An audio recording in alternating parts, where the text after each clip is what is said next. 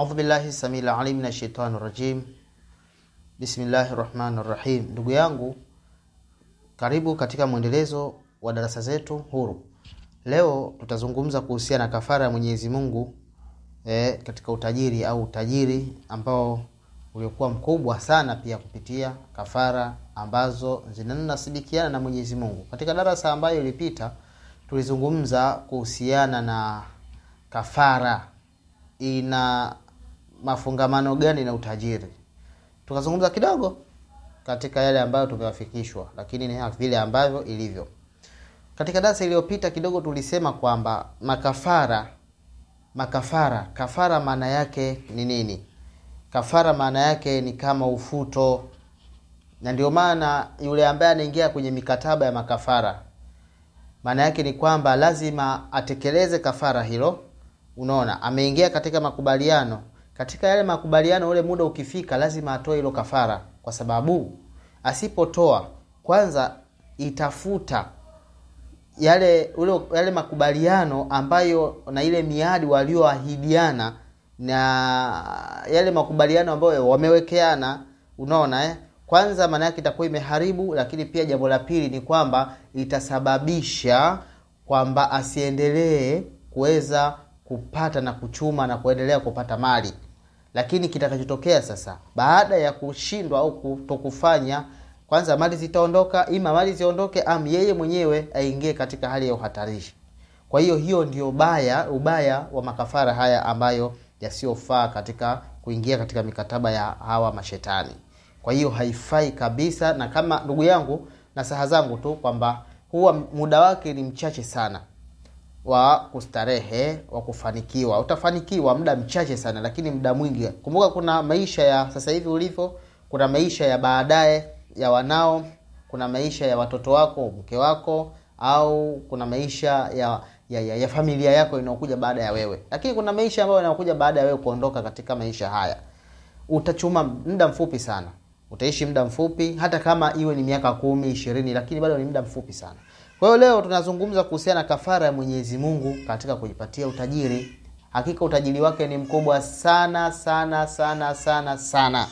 Utajiri wake ni mkubwa sana. Kivipi? Namna gani? Kwanza, moja kwa moja yule mmiliki wa hayo mali anakuwa anakupa mwenyewe moja. Lakini jambo la pili, kafara hii haina shida kwa sababu ni kafara ambayo wewe huingii kwenye miadi na wale ambao wanaokupa wao, yani wao wenyewe hizo mali wanazipata katika mpaka wanakuwa na kukabidhi. Unaona lakini hizo mali zote ziko katika mikono ya huyu anayekupa wewe mwenyewe, hazinu Mwenyezi Mungu. Sasa ni kafara gani ambazo utakazozifanya wewe ambazo zinanasibikiana Mwenyezi Mungu na utapata utajiri mbadali wa hao wanaotumia utajiri huo wa makafara usiofaa au utajiri usiofaa na miadi ya makafara ambayo hayafai? Ndugu yangu, Mwenyezi Mungu Subhanahu wa Ta'ala amezungumza ndani ya vitabu vyake vitukufu vikubwa tu, ila tu wengi sana hawajui, na wengi sana wanachukulia kama ilivyo. Wamechukulia ni kama historia, wanachukulia ni kama ambavyo kwamba ni kawaida tu from nowhere. Aiywa. Kwa hivyo, lakini kwa Mwenyezi Mungu ni kwamba alikuwa amemaanisha kitu kikubwa sana, amemaanisha mambo makubwa sana, amemaanisha vitu vingi sana katika haya mazungumzo yake. Aliposema inna a'tainaka al-kauthar, hii ni aya ambayo inatumika sana sana sana sana sana sana sana sana. Hii sio aya tu au sura tu ambayo inasoma tu kawaida, watu wanasoma kama gazeti. Hii ni fupi sana, na kwa ufupi hii aya au haya maneno faswalli li rabbika wanhar, kwa mafupi hivi, kwanza kabisa wewe ujishughulishe katika nafsi yako, usifanyie kazi, uizarau. Na siku zote sehemu yoyote ile ambayo ina mafanikio huwa inachukuliwa katika hali ambayo ni dharau, au mwingine anachukulia ni hali ya kawaida tu, au yani anaona tu ni kitu ambacho hivyo. Ndio maana hata katika uradi unaweza kumuelekeza mtu fanya uradi huu uradi ni mrefu sana, basi huu ni mwingine ni mfupi sana. Huu mfupi mtu anauza hicho kidogo tu, haina kitu chote, lakini ule mrefu mtu ndo anaamini kwamba nikisoma uradi mrefu ndio nafanikiwa. Sasa ipo kafara za kuchinja, ndugu yangu. Nabii Ibrahim ambaye ni nabii na kila mmoja anamkubali Nabii Ibrahim, Angalia, kafara ambayo ilimfidisha mwanaye asimchinje Ismail ilikuwa ni nini? Ni kichinjwa kililetwa kichinjwa, akawa ni mwenye kukichinja. Kichinjwa kile, kwanza alikuwa na imani ya kumwamini Mwenyezi Mungu. Ibilisi, mashetani ambao wanaogawa utajiri kama tulivyozungumza, hao wanaotoa utajiri kwa makafara mbalimbali, walikuwa yuko pembeni, yuko tayari kumbadilisha Ibrahim asimchinje mwanae.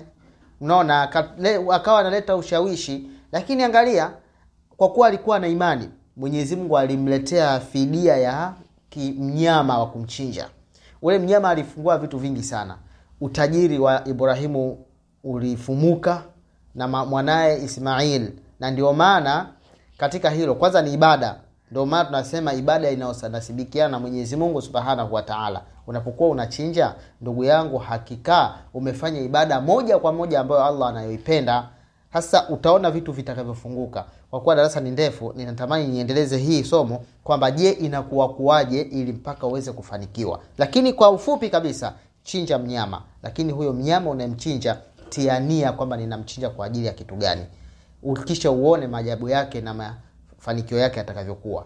Utakuta watu wakubwa sasa hivi baada ya muda, yani kuchinjwa au kichinjwa kwao ni kitu cha kawaida mno. Je, unasumbuliwa na maradhi sugu? Unahitaji tiba sahihi kupitia Qur'an tukufu na mitishamba? Kutana na Dr. Jureej Mo, ni bingwa wa elimu, tiba na visomo Afrika Mashariki. Anatibu UTI sugu, sukari, kansa, presha, vidonda vya tumbo na maradhi ya kupohoza na matatizo yote ya kishirikina na kishetani. Kwa mawasiliano zaidi, piga simu namba 0765323307. Dr. Jureej Mo, bingwa wa tiba na visomo Afrika Mashariki. Wabillahi tawfiki, wassalamu alaikum wal afwa minkum.